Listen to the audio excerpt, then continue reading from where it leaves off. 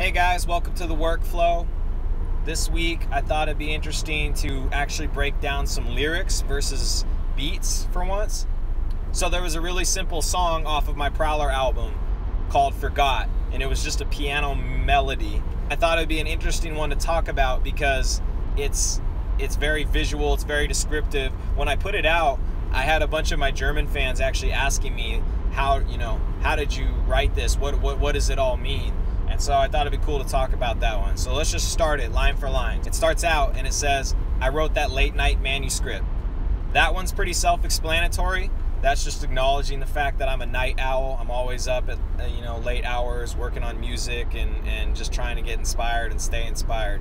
The next line is, I keep a stick shift handle grip. Now that was obviously a call out to the Honda Civic, which was a stick shift. Pretty straightforward again. Next line was, I see the street lights dripping down rain like Ambien. That was just talking about the calming effect of driving at night when it's raining. And I was always listening to like a jazz station or some Miles Davis or something like that, and just looking at these street lights that you could just see the rain constantly coming down, and you're by yourself in your car in the dark, and it's always very peaceful. Next line was, coursing through my veins in the Louvre with a canvas print. Now that one is just about going and being able to see art and get inspired by art.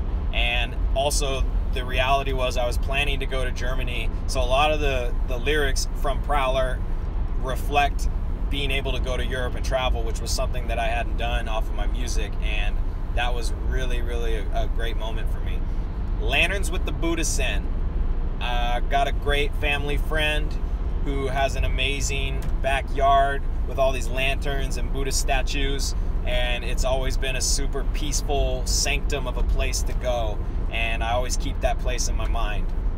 Floral print on the walls of the derelict. That's actually talking about myself.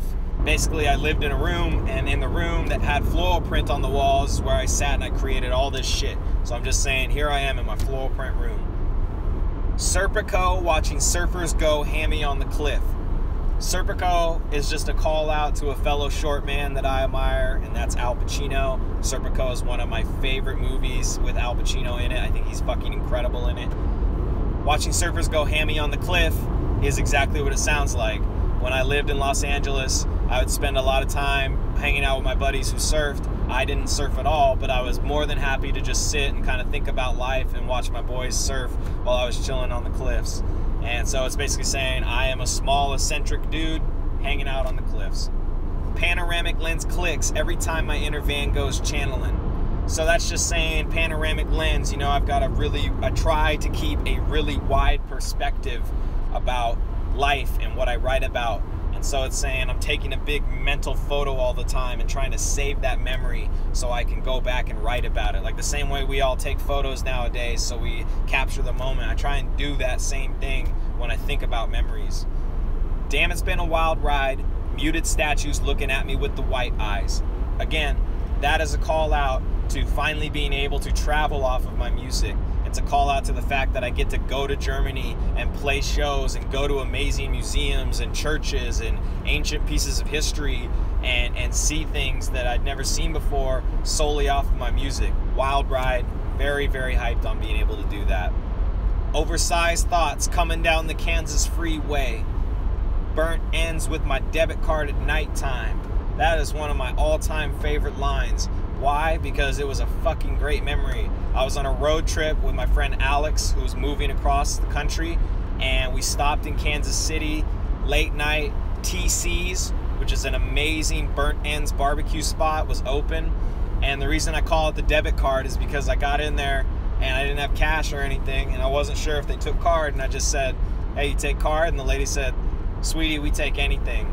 And that always stuck out in my head. I don't know why. And TC's is amazing. If you're ever in Kansas City, definitely go eat there. I'm sure Kansas City people will have other places, but that's the one that I got to go to. I was only there for all of 8 hours. Sight lines that McNulty style mapped out.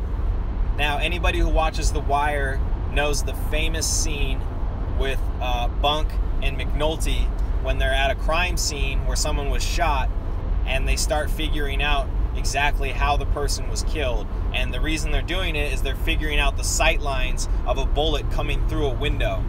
And the reason I rapped about it was not necessarily to call out The Wire, although yes, it is, because I love The Wire, but it's more just saying I'm sort of, at that point in my life, I was kind of in the same mode in terms of how I was thinking about things, not thinking about murder, but thinking about trying to think outside of the box when it was coming to producing and learning how to produce music, you know, and thinking about how to do stuff differently and how to create differently and push myself to be a different type of artist. You know, thinking outside the box the same way MCNULTY and Bunk were thinking outside the box to figure out how this bullet was in the crime scene. 1987 Benz on the back route. RIP to my friend Quinn Killick's Benz.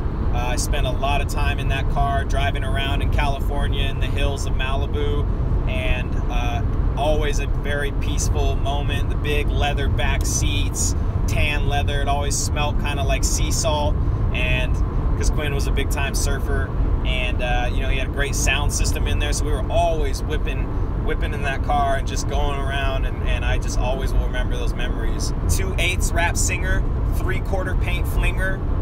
That's pretty self-explanatory. That's just saying yes, I am a hip-hop artist, but there's a lot of other pieces to me that I think are interesting, and I draw inspiration from so many things in life. Middle finger ring with grandfather's war smashed out. So I usually wear a ring that has 1947 North Africa on it. My grandfather got it in his travels in World War II. It's just a ring that I got a long time after he passed, and I still wear it every day, except today. I know exactly where I keep it. I keep it in the safest place possible. So that is this week's episode of the Workflow. That's just the first verse of Forgot. Sometime down the line on another Workflow, I'll run through the second one. I hope you guys enjoyed hearing about it. I know it's kind of crazy. Every single line is like a different thing in my life, but it's not as abstract as it seems, I think. And I think the bigger point about Forgot is it's kind of a meditation on a song for me. It's about me driving around in a pretty turbulent part of my life and just thinking about stuff that calmed me down and made me happier. All these peaceful places, being on the cliff, being in my friends' cars in California, being on the deck with the lanterns and the Buddhist statues, traveling around Europe and just listening to music and going to museums, like things that calm me down in general. Thank you so much for watching, you guys. It's always a blast to do this, even if I'm on the road. So I love all of you. I've got some new stuff coming out real soon. We're working around the clock to get it there, and we'll keep doing workflows in the meantime. All right, take care of yourselves. Peace. I wrote that late night manuscript. I keep that stick shift handle grip. I feel them street lights dripping down rain like Ambien coursing through my veins in the Louvre with a canvas.